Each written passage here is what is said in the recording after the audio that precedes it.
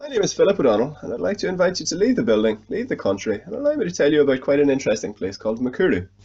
With a population density somewhere in the order of 5 to 10 times that of Manhattan, Makuru is the second biggest slum in Kenya and among the largest in Africa. But as you can see from some of the statistics on screen, it is not unique. Aside from the obvious social problem, these figures point to a systematic research deficiency, and that is our eagerness to talk about poverty in aggregated terms, the global poor, the developing world, and my personal favourite, the bottom billion.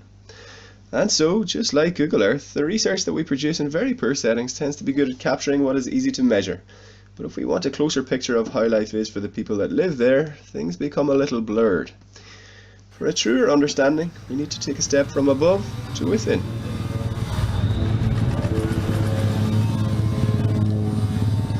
My research is concerned with entrepreneurship, not the Mark Zuckerbergs or even the Gavin Duffys of this world, but the quiet majority for whom entrepreneurship is a way to get by, not to get rich.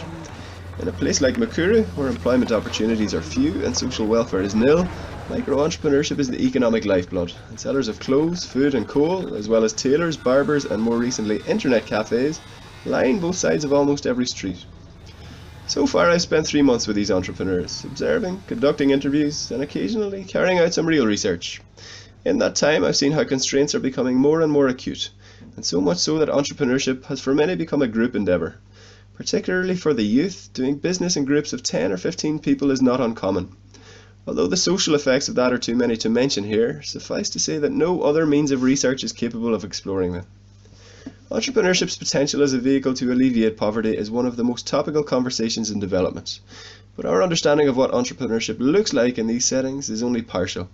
The aim of this research is to do what the bird's eye view can't, and to give the real experts, the poor themselves, the chance to fill in those gaps.